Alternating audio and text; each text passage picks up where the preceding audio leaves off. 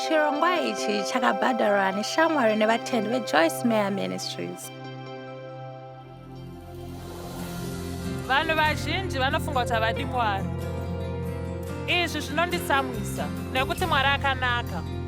Munhu akanyatsonaka, anoshamisa, ane rudo. Handitombonzwisise kuti sei munhu asingazode kuva nekuwadzana neMwari akanaka kudai.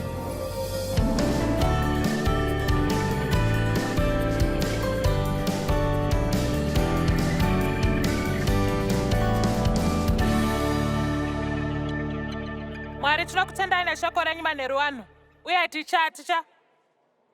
ticharinzwa, ticharigashira, nekurida, nerubatsiro rwenyu toruremekedza.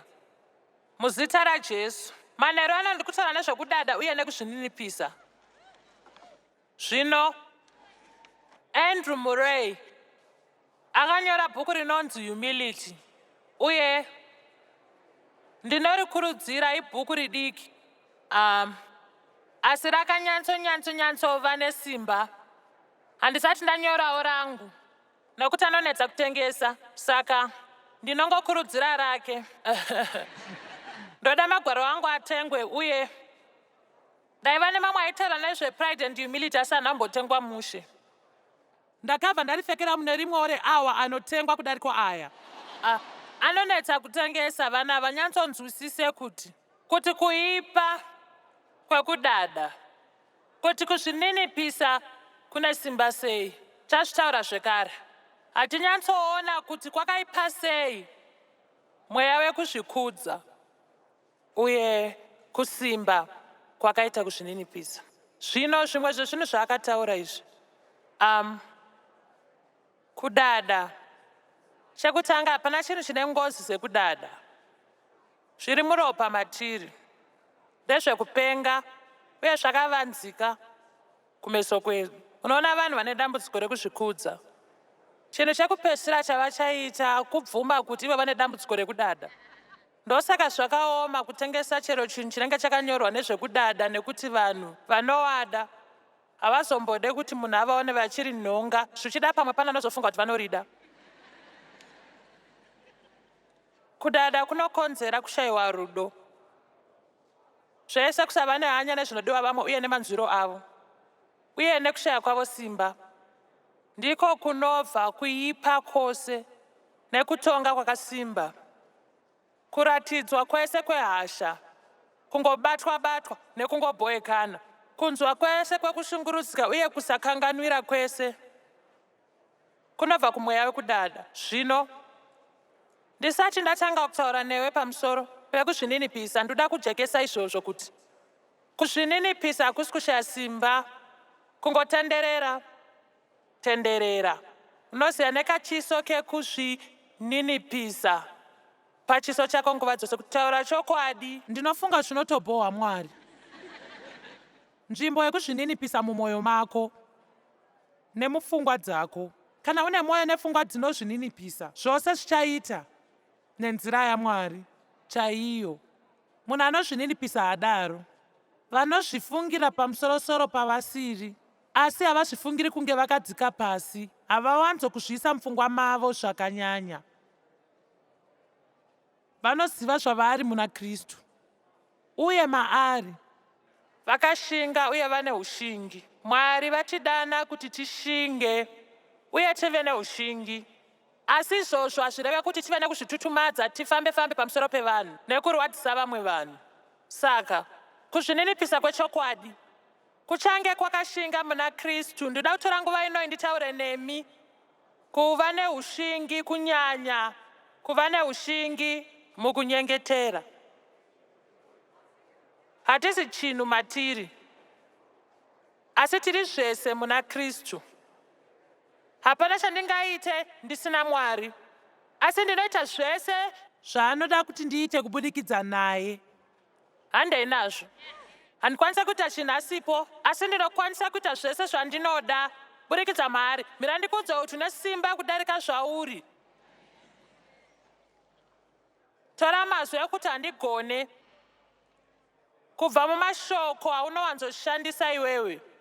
Usangofamba uchitaura uchiti zvakangooma handikwanise. unoita zvaunoda kuita muupenyu hunoyi. Kana ukazembera muna Mwari wovimba naye, taakubatsire. Amen. Unogona kunge uri panguva yakaoma asi unenge ungoripo uchingosekerera pachiso pako. Unogona kuvapo uye ugokomborera vamwe vanhu asi iwe uchirwadziwa mukati. Ndiri kuda kudzokorora zvekare. Dzimwe nguva tinofunga kuti kana tiri panguva yakaoma, nyika yose inofanira kumira kusvika dambudziko ragadzirwa. Uye hachisi chokwadi. Uri pakurwadziwa, Mwari vanokushandisa kuti ubatsire umwe munhu ukamurega. Iyi ndiyo nzira yedzimwe nzira yokuti ukurumidze kuwana ruponiso. Uchirwadziwa, unokwanisa kuva mamiriro akaoma. Wongovawo munhu anenge achingonyemwerera, ane maitiro akanaka. Paunenge wakamirira kubudirira kwako, unokwanisa uye uchava komborero kune vamwe vanhu. Vabereki itai amen. Muna vaEfeso 3:12, mupostori Pauro akati, nekuda kwekutenda kwedu maari, tinodemba kuva neushingi nekuvimba nekusununguka nenzira isina kuzvidzora kuna Mwari nerusununguko pasina kutya. Zvino pana Pauro anoti ndiri mukuru wevatadzi vese, asi zvakadaro ari kuti muna Kristu nekuda kwekuziva zvatiri maari tinogona kuva neushingi nemvumo kuchigaro chaMwari, kuenda neushingi pamberi peumambo. Tobva takumbira Mwari zvinhu zvisingatomboite muupenyu, zvatisingafanirwe, pamwe tisingafanirwe kuwana, asi tinongomukumbira nekuti akanaka. Pamwe vamwe venyu havasi kukumbira zvakakwana. Chavaudza kuti hauna kuzvifarira. Pamwe vamwe venyu havasi kukumbira zvakakwana.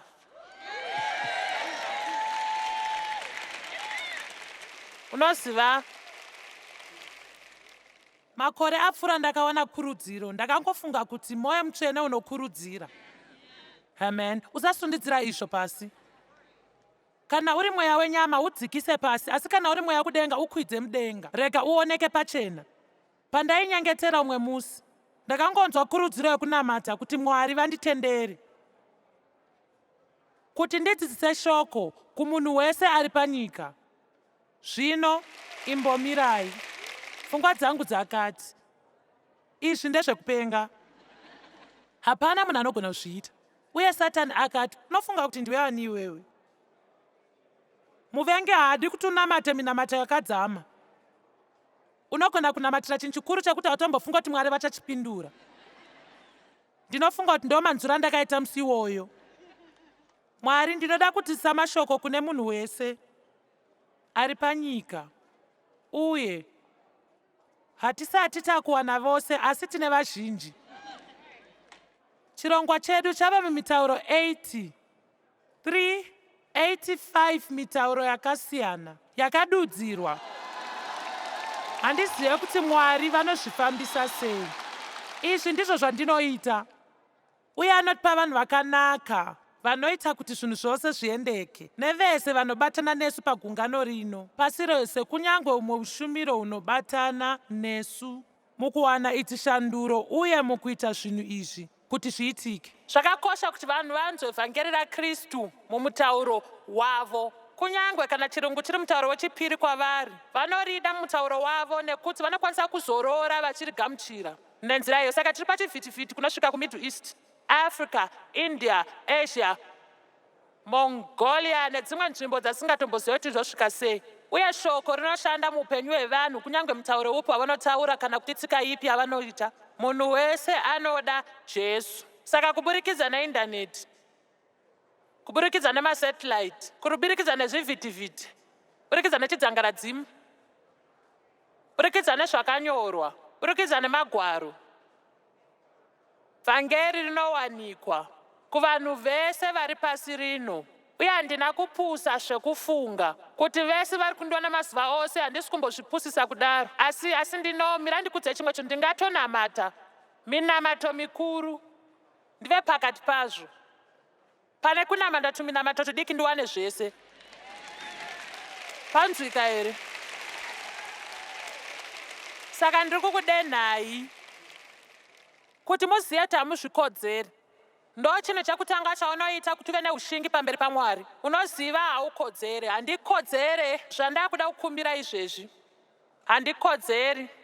Uye handisi kuuya nezita rangu, ndiri kuuya nezita raJesu.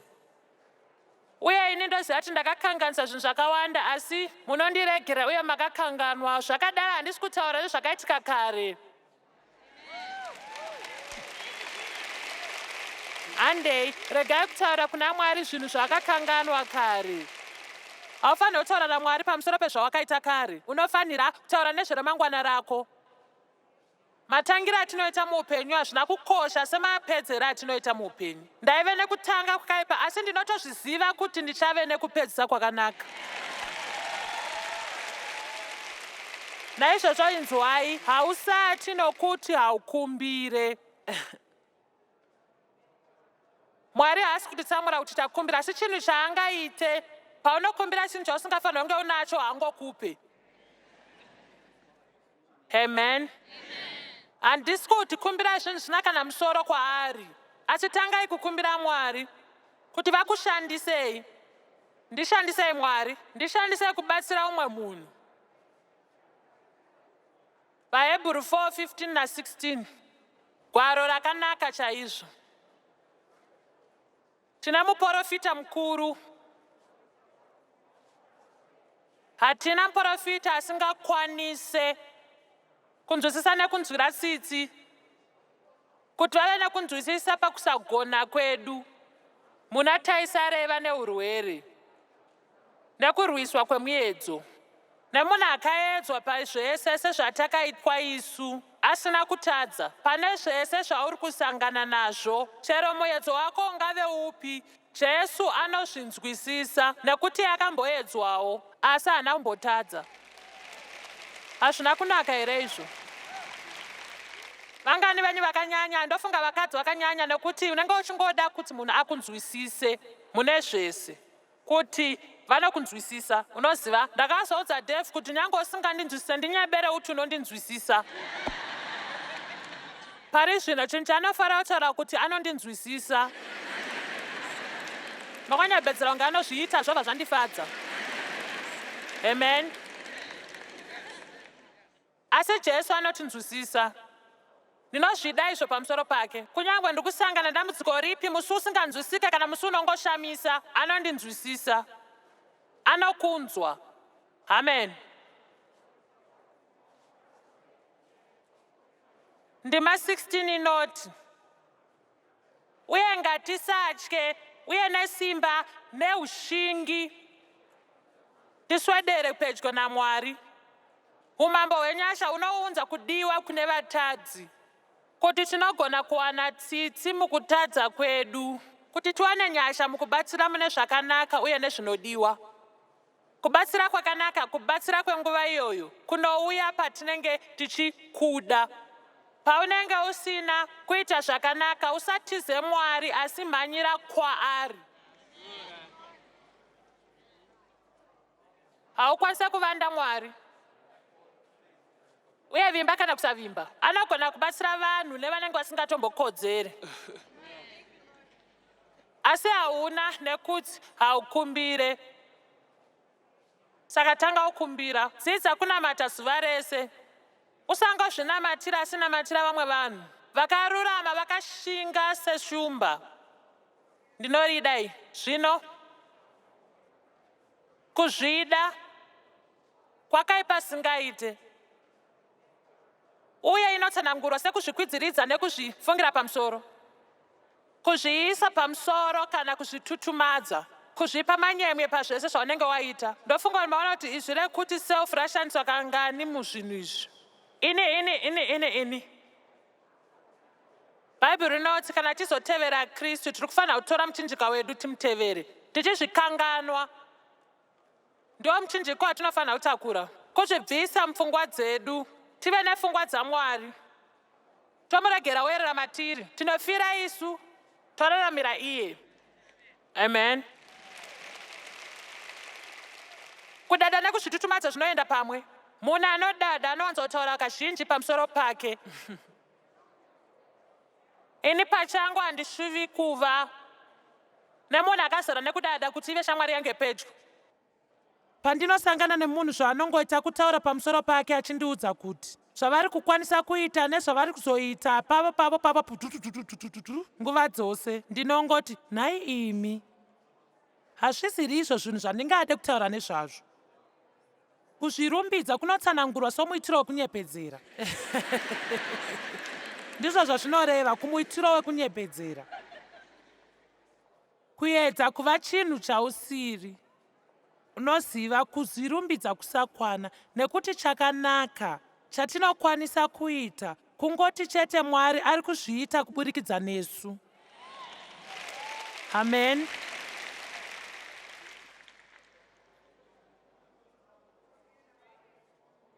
Kuedza kuva chinhu chausiri zvinogadzirwa nemaitiro akakwirira. Kufunga kuti unoziva iwe usingazive. Mirai ndikudze zvandinoziva. Mirai ndikudze zvandoziva. Ndoziva, mirai ndikudze zvandoziva. Hatizive chinhu kusvika taziva kuti hatizivi. Ndinofarira mupostori Pauro zvaakataura. Ini ndakatsunga kusaziva chinhu pakati penyu, asi Kristu iye akarovererwa. Mwari anoda kuti tive neruzivo, asi hatifaniri kutenderera nyika yose tichivaudza zvatoziva, tichifunga kuti tiri chinhu chatisiri. Mamwe mazvi anozivikanwa ndekuzvikudza, kuzvitutumadza nekuvhaira. Tinogona kungoti munhu anozvikudza munzira isiri iyo anonyanya kuzvida. Ini ndinodada nevana vangu, uye kutaura chokwadi, ndinodada nebasa riri kuitwa musangano rino. Asi ndinozvirangaridza inini mazuva ose kuti ndiMwari, kwete inini. Handizi benzi kusvika pakufunga kuti ndingakwanisa nenzira ipi zvayo kuti ndizviite izvi. Uye ndinotenda kuti mauya muimba ino usiku hwanhasi, uye ndinovimba kuti Mwari vakuunzai. Amen. Uye ndinotenda Mwari pamunenge pakagarwa nevanhu muzvigaro zvikosi, ndoziva kuti pane mazuva papa pasina. Mirai ndikudze chimwe chinhu, mazuva aya akanakira tese. Zvakatinakira tese kuti tive nemakore akaoma uye tisawane zvatisingade, nekuti zvinotibatsira kukoshesa zvatinazvo kana Mwari vatanga kuvhura mawindo ekudenga vachiburitsa makomborero. Chitadzo chakaitwa naSatani chivi chekuzvida. Pakutanga ive ngirozi yekuimba, muviri wake wanga wakagadzirwa nemhanzi. Chaiva chisikwa chakanaka, chinotyisa, chinoyevedza, chakadaro. Asi muna Isaiah 14 kutanga mundima 12 tinoyeutidzwa nezvekudonha kwaSatani. Wakadonha seko iwe kubva kudenga, anonza kuchena, mwanakomana wamangwanani? Wakakandwa seiko pasi? Iwe wakapera simba ugoiswa mundudzi dzakasiyana. Iwe unomhura mambo Satani weBhabhironi. Iwe wakati mumwoyo mako, ndinoda kuti muone kuti kangani izwi rinoti ini ndichave rinobuda kangani. Ini ndichakwira kudenga. Ini ndichakwidza chigaro changu pamusoro penyeredzi dzaMwari. Ini ndichagara pamusoro pegomo remativi ekumusoro. Ini ndichakwira kumusoro kwemakore. Ini ndichazviita sowokumusoro-soro. Iyi ndiyo yaiva mhinduro yaMwari. Uchawisirwa pasi kuguva. Saka patinozvikwiridzira kumusoro, Mwari anokwanisa kutidzikisa pasi. Anotikoka kuti tizvininipise pasi peruoko rwake rune simba. Asi kana tatadza, anotiitira iye. Uye ndicho chimwe chechinhu chinonyanyorwadza chatinosangana nacho nechemumwoyo.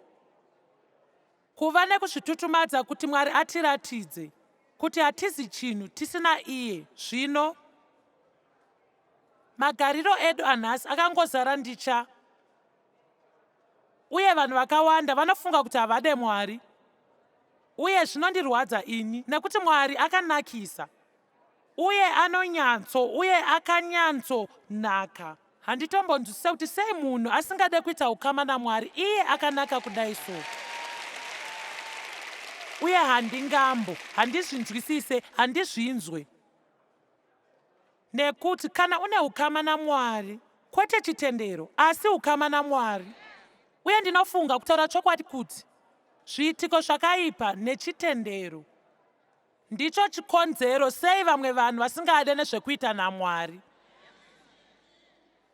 Jesu haana kufira kuti vanhu vazoita chitendero kana kuti ini ndive nechitendero. Usadade kuti ini ndiri Catholic, ndiri Baptist, ndiri Lutheran, ndiri Methodist, ndiri Pentecostal. Ndokumbira musabatikana, asi Mwari haana basa nazvo. Amen.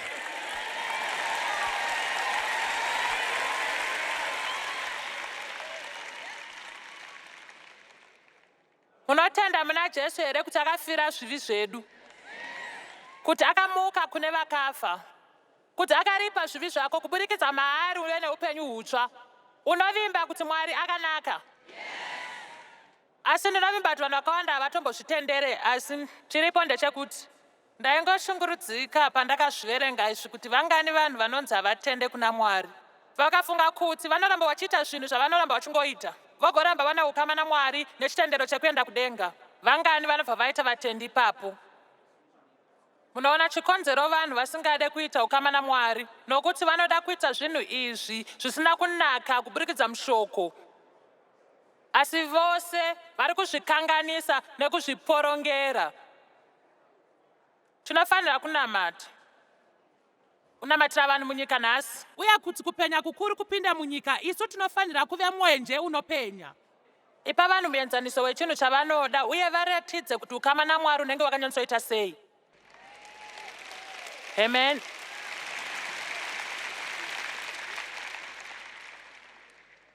Kuzvikudza kunotanga kwozoti kuparadzwa, nemwoyo wakashata wozoti kudonha. Zvino pane nyaya inonakidza muchikamu chaDhanieri chechina. Unokwanisa kana kusakwanisa kuiziva. Ndinoda kukukurudzira kuti muverenge ndima yese pamberi apo. Unogona kuriita dzidzo reshoko vhiki rinouya. Uye ndichaverenga zvakakwana pamusoro penyaya iyi ndozokudzidzisai chidzidzo kuburikidza nezvinodiwa naMwari shure nazvo usiku huno. Nebukadneza ndima 1, Daniel 4 ndima 1. Nebukadneza mambo kune vanhu vese, marudzi nemarimi wose, runyararo ngaruwedzere kwauri. Ndinoda kuti muteerere zvakanyanya zvaanotaura mundima 3 dzinotevera. Zvakanaka kuti ndikuratidzei zviratidzo nezvishamiso zvandakaitirwa naMwari wekumusoro-soro, kukura kwezviratidzo zvake uye kuti zvishamiso zvake zvine simba guru sei. Ushe hwake ushe usingaperi uye kubata kwake kunosvika kumarudzi namarudzi. Zvinhu zvese zvinongova zvaMwari. Ini Nebukadneza ndanga ndakazorora mumba mangu uye ndanga ndichibudirira musimba rangu. Saka kunyange aive nemaitiro akanaka, achipa Mwari rumbidzo yakanaka kune zvese zvaiitika muupenyu hwake. Uye tinofanira kuzvitaura izvozvo nguva nenguva. Mwari ndinozati handisi chinhu kana musipo.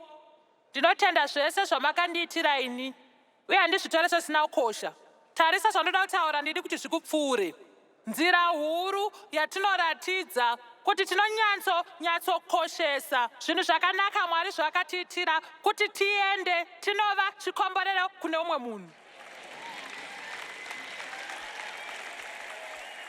Usaregere kutenda kwako kuve mashoko mazhinji asina udzamu. Ita kuti zvinhu zvacho zvionekere. Mwari makanaka kwandiri pasina chikonzero. Uye ndoda kuwana munhu asingatombode zvakanaka uye ndovaitira zvakanaka kungovaratidza kuti makanaka sei.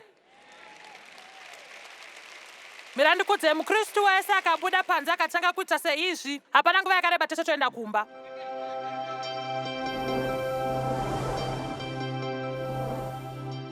Mirandikubvunze mubvunzo. Pane akakurwadzisa here zvekuti hausati wakwanisa kuvaregerera? Unoziva chete chatinofanira kuita kuzvininipisa. Mwari ndinoda kuregerera kunyange ndisinganzwe kudaro, nyange ndichiziva kuti havakodzeri kuti ndivaregerere. Ndinoda kuteerera imimi. Unoziva kudada kunoita kuti tinyatsotarisa kuti vamwe vanhu vanonyatsoita sei kwatiri, tisina kutarisa kuti nesuwo tinombokanganisirawo vanhu. Tinopa kutenda kuti Mwari vanotiregerera. Saka nesuwo ngatiite zvinhu zvakadaro kune vamwe vanhu. Unoziva ndinotenda kuti muchero wemweya wakakosha zvisingaite. Kana Mweya Mutsvene ukauya muupenyu hwedu, anoda kuti timubvumire kushanda nesu, kukurudzira iwo muchero muupenyu hwedu. Rudo, mufaro, rugare, kutsungirira, kunaka, mutsa nezvimwe nezvimwe.